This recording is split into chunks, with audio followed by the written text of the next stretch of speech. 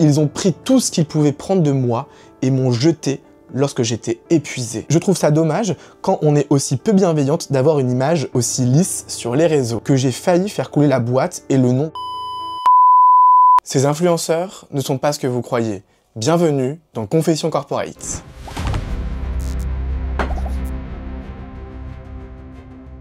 Salut à tous et bienvenue dans ce nouveau format Confession Corporate. Confession Corporate, c'est quoi? En fait, ce sont des témoignages anonymes que je vais vous lire face caméra, que je reçois toutes les semaines, tous les jours, par mail, en DM. Et je me suis dit que c'était important pour moi aussi de lire ces témoignages de personnes qui ont travaillé soit avec des influenceurs, des influenceuses, des créateurs de contenu, ou soit avec de grandes entreprises. Pourquoi? Pour ceux qui ne le savent pas, j'ai déjà un format qui s'appelle CQFD où avec Clarita, je vais dénoncer certaines conditions de travail, sauf que il y a des cas un peu particuliers où certaines personnes qui me contactent ne veulent pas témoigner, n'ont pas envie d'affronter les haters, la haine sur les réseaux, ce que je peux comprendre. Il y a aussi des cas où il s'agit d'un seul salarié parce que dans l'entreprise il n'y a que 3 ou 4 personnes et que c'est seulement lui possiblement qui aurait mal vécu son expérience. Et donc en fait il y a des affaires où une enquête ne mérite pas d'être faite, mais ça ne veut pas dire que ce témoignage ne mérite pas d'être raconté. C'est donc la raison pour laquelle j'ai décidé de lancer ce format en plus de mes enquêtes, parce que je suis toujours dans cette envie, dans cette démarche de dénoncer, mais surtout d'éduquer et de sensibiliser, parce que je me rends compte que beaucoup de personnes qui commencent dans le monde du travail n'ont pas forcément la connaissance de leurs droits, n'ont pas forcément la connaissance du droit tout court. J'ai un premier témoignage à vous lire justement d'une personne qui a travaillé avec une grosse influenceuse. Cette personne m'avait contacté suite à mon enquête avec Fleur et compagnie, puis cette personne s'est rétractée parce que peur. Ce que je comprends vraiment, tu as bien raison. Elle a en revanche accepté que je lise son témoignage pour ce premier Confession Corporate. On va le lire ensemble et bien évidemment je vais réagir au fur et à mesure du témoignage. Avant de commencer, n'oublie pas de t'abonner, n'oublie pas de liker s'il te plaît et de pourquoi pas aussi laisser un commentaire. Pour des raisons évidentes, j'ai modifié certains prénoms, j'ai dit influenceuse et pas le nom de l'influenceuse en question. Si de temps en temps je mets quelques bips en montage, c'est parce que je veux au mieux préserver l'anonymat de la personne qui témoigne. Après, il y aura sans doute quelques indices qui vont vous permettre d'identifier de qui il s'agit. Moi, je sais de qui il s'agit. En toute transparence, c'est une personne que je ne suis pas beaucoup. Je l'ai découverte récemment, voilà. Mais c'est vrai que elle a l'air hyper gentille, hyper sympathique, et peut-être que c'est le cas.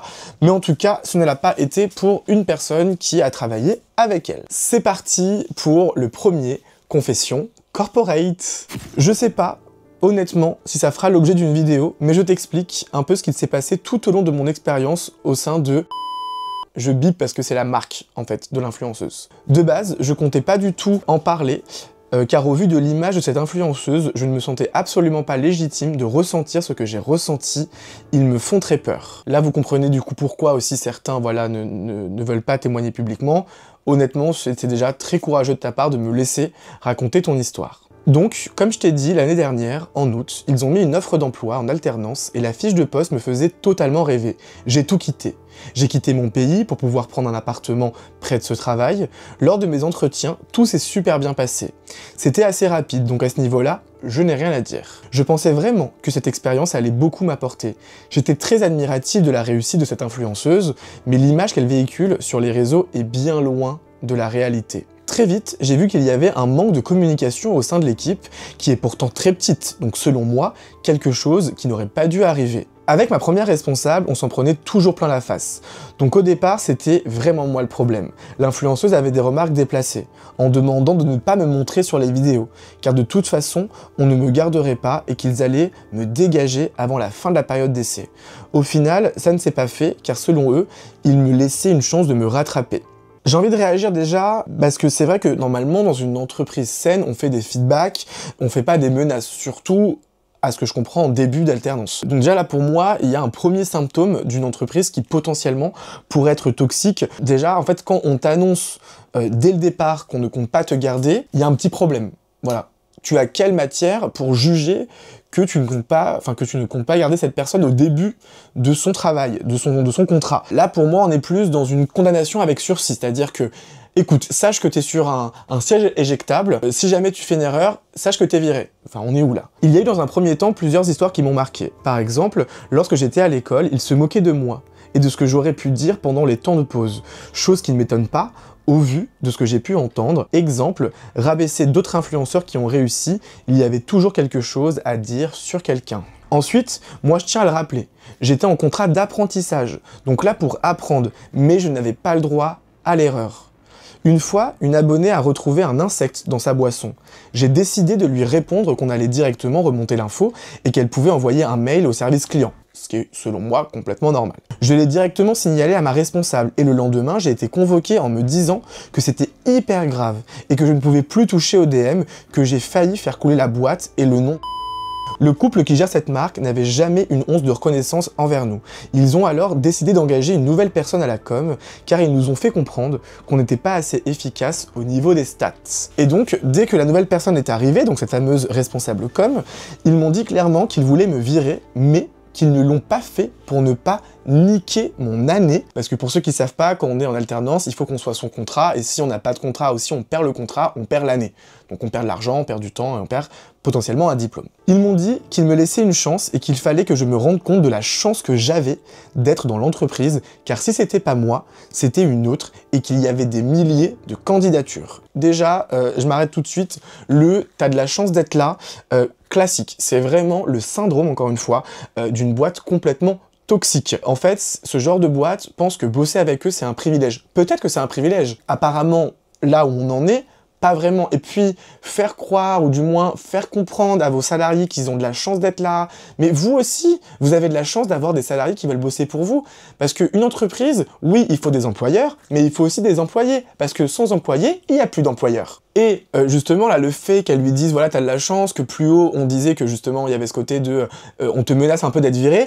En fait, il faut savoir que c'est complètement encadré par le Code du travail. Et j'ai envie de vous parler d'un article, l'article L1222-1, l'exécution de bonne foi du contrat de travail. En fait, le Code du travail interdit les méthodes de management fondées sur l'intimidation ou la menace implicite de licenciement. Et là, on semble être dans ce cas-là. Pendant une réunion, l'influenceuse ne s'est pas gênée de me dire que j'avais déjà de l'expérience et que je devais être aussi opérationnel en CDI. Son mec lui a bien dit que c'était grave ce qu'elle disait. Dieu merci, quelqu'un de sensé, sachant que c'était ma première année en social media, je le rappelle, lol.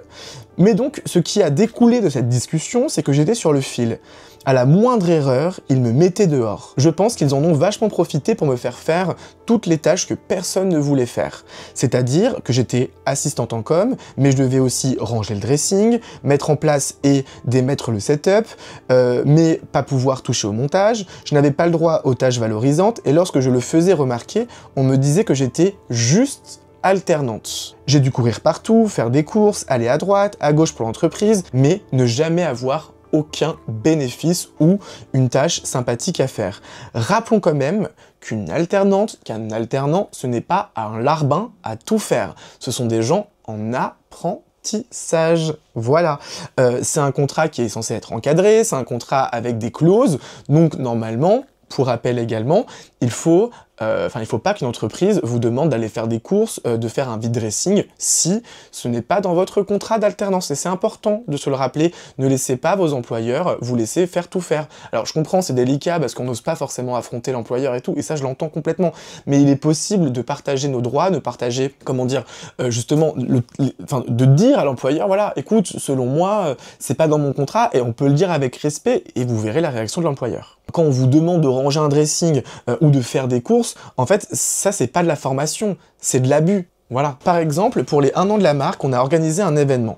J'ai couru partout pour aller chercher tout ce dont ils avaient besoin. J'ai même séché une journée de cours pour pouvoir les aider et je n'ai pas pu assister à l'événement, alors qu'au départ, elle m'avait vendu dans le poste participation aux événements.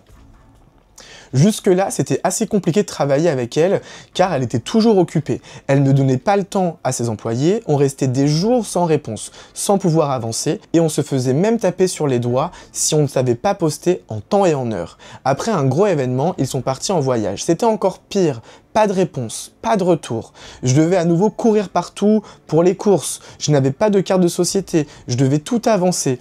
Et il tardait à me rendre l'argent alors que je gagne à peine 900 € par mois. J'ai un loyer, des courses à faire, je dois manger, etc. Il y a des jours où je pouvais même plus manger, où j'appelais mes parents en panique pour qu'ils m'avancent de l'argent car la société n'avait pas remboursé les frais que j'avais avancés. Déjà, je m'arrête aussi là, petit conseil. Si vous êtes alternant, stagiaire ou même employé d'ailleurs, et que la société vous demande d'avancer des frais, je vous conseille de toujours avoir une trace écrite de ça, pas au téléphone, soit un mail, soit un texto. Et dans la trace écrite, demandez bien un délai de remboursement. Précisez, voilà, je t'ai avancé tant d'argent, j'aimerais que tu me rembourses soit à la fin du mois avec la paye, ou soit dans une semaine. Formaliser ça, parce qu'on parle d'argent, et on peut parler de centaines d'euros, donc c'est important, voilà, d'exiger à l'écrit un délai de remboursement. Et j'ai envie de vous dire, en fait, c'est à eux de vous fournir les ressources nécessaires pour bosser, et pas l'inverse. Normalement, c'est pas une alternante d'avancer des centaines d'euros, c'est à l'employeur soit de lui filer une carte de société s'il a envie, ou soit de faire les frais, ou soit de rembourser directement quand elle avance, ou que l'avancement des frais soit ponctuel et pas récurrent. En plus, la nouvelle manageuse commençait à prendre ses aises. Elle avait le droit à 2 heures de pause, mais moi non, car je suis qu'une alternante. J'étais le chien de service, et plus d'une fois mes proches et l'école me l'ont fait remarquer. Lorsque je faisais en sorte de partir à l'heure, car je devais prendre mon train pour rentrer dans mon pays, je me prenais des réflexions énormes, comme quoi je n'avais aucune conscience pro. Toujours des petits pics qui, à la longue, sont épuisants. De plus en plus, on avait de moindres retours de l'influenceuse patronne, donc je faisais le travail que je devais faire, et je n'avais pas de retour avant parfois même 17h, 17h30, alors que je finissais à 18h. Ça me laissait peu de temps pour finir tout à temps, et plus j'étais pressé, plus je faisais n'importe quoi. J'avais peur de perdre mon alternance, de décevoir mes parents, donc j'ai tout donné jusqu'à l'épuisement. J'étais vraiment très anxieuse, car on se plaignait de moi, de ma personnalité, du fait que je ne travaillais pas assez rapidement, du fait que je sois maladroite et que je posais problème. Je tiens à signaler quand même que j'ai un trouble de l'attention. Là, j'ai quand même 2 choses à dire. Déjà, l'alternante est censée avoir des retours clairs sur le travail qu'elle fournit. Là, les délais sont apparemment trop longs, sont intenables. En fait, comment vous voulez qu'une alternante, qu'un stagiaire ou quoi apprenne de ses erreurs si l'influenceur, enfin le patron en tout cas, ne fait pas de feedback? Encore une fois, on est pour moi dans un symptôme d'entreprise toxique parce qu'il n'y a pas de communication comme on disait plus haut. Et d'ailleurs, le code du travail, l'article L4121-1, impose à l'employeur une obligation de sécurité physique et mentale. Cela inclut l'organisation du travail. Ne pas fournir d'encadrement et créer une pression anxiogène, comme le raconte la témoin, sans feedback peut engager la responsabilité de l'entreprise. Vous avez des droits et que vous avez le droit à un encadrement justement de vos tâches et qu'on vous fasse des retours. Justement, je voulais aussi rebondir en un deuxième point. Elle parle que justement elle est devenue un petit peu anxieuse, que ça l'a épuisée. En fait, ne vous laissez pas dans ces situations. Ce sont des situations qui sont très délicates. On pense être le problème. On pense faire mal le travail. Mais là, même ton école, même tes parents te disaient que justement il y avait un souci. Et c'est normal que tu ne le comprennes pas directement, même si je pense que tu l'avais un petit peu compris. Mais c'est du moins normal que tu n'oses pas en parler. Je le comprends. Mais il faut se rappeler que vous avez des gens qui sont là pour vous. C'est important, ils sont vraiment là pour vous. Que ce soit l'école, vos tuteurs, vos profs, que ce soit vos parents, profitez de ça. N'ayez pas peur de parler. Vraiment, n'ayez pas peur de parler. Les gens sont là pour vous. Ensuite, cette personne, celle qui témoigne, mentionne également un trouble de l'attention. Il faut savoir que beaucoup de jeunes en alternance aussi n'osent pas parler de leur trouble, de l'attention ou de d'autres neuroatypies.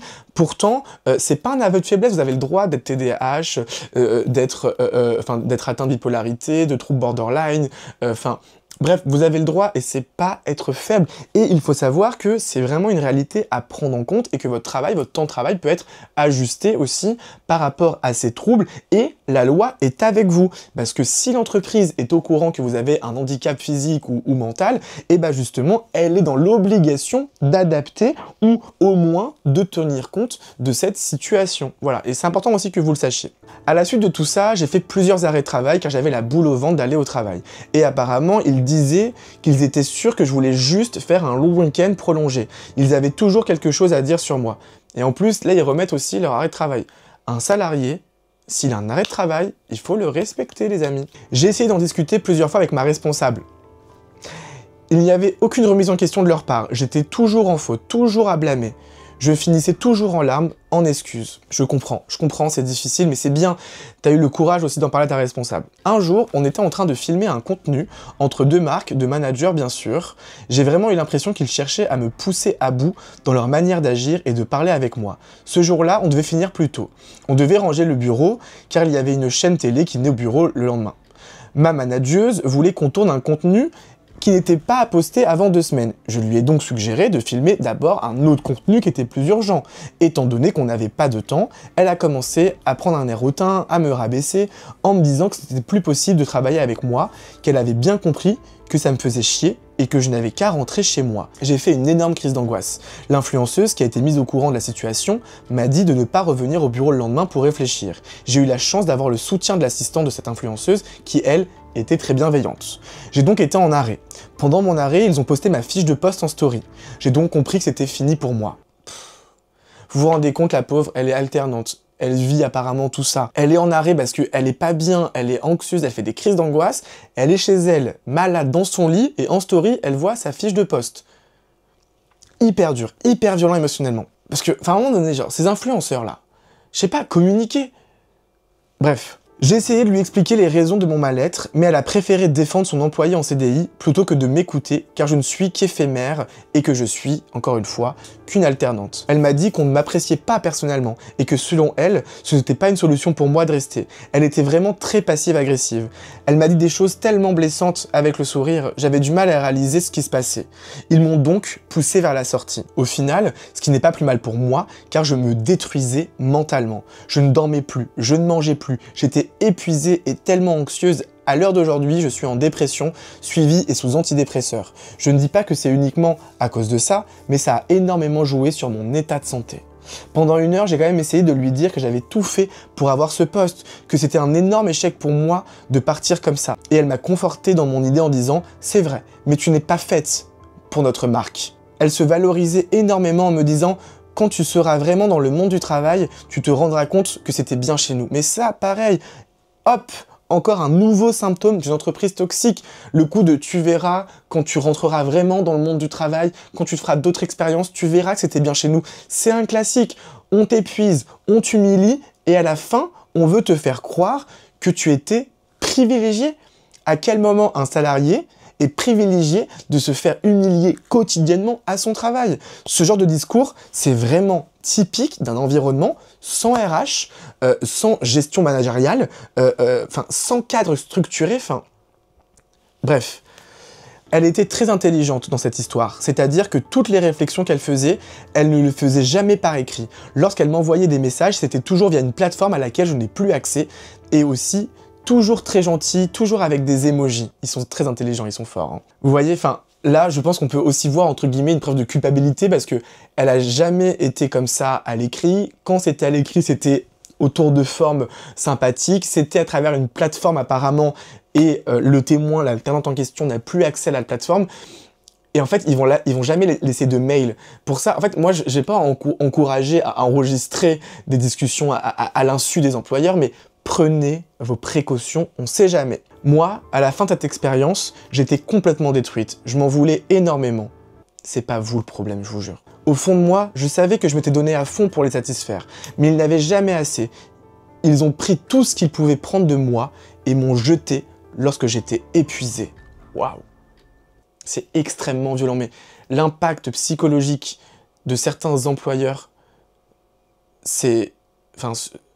sur les employés, c'est vraiment... Il faut en parler, il faut en parler. Je sais qu'il y a eu plusieurs personnes avant moi qui sont parties aussi de leur plein gré, sans donner aucune nouvelle. Apparemment, personne n'a jamais compris pourquoi eux aussi ils étaient partis.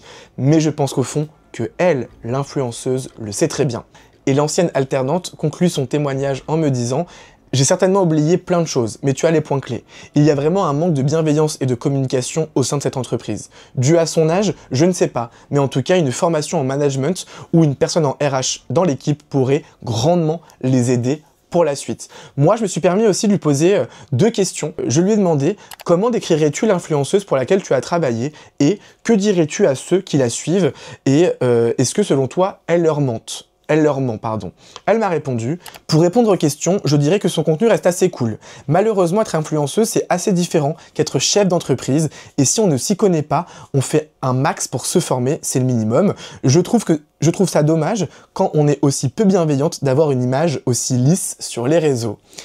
Apparemment, encore une influenceuse qui vous fait de beaux TikTok alors qu'au fond, elle maltraiterait, alors que derrière ces beaux TikTok, elle maltraiterait ses salariés. Voilà pour ce premier témoignage. J'espère que ça vous a plu, que ça va vous aider. N'hésitez pas à commenter, à partager, à liker. Et si vous aussi vous voulez témoigner, si vous aussi vous voulez que je raconte votre histoire, votre expérience au sein d'entreprises ou avec des influenceurs, n'hésitez pas à m'écrire sur Instagram. N'hésitez pas à m'écrire sur TikTok ou à m'envoyer un mail, je serais vraiment très content et je trouve ça important, voilà, que je puisse porter votre parole même de cette façon-là. Voilà, c'était le premier, j'espère que ce format vous plaît, il y aura sûrement quelques ajustements, si vous avez des idées, des conseils aussi, je les prends. Et moi je vous dis rendez-vous très bientôt pour une nouvelle vidéo, je vous fais des bisous.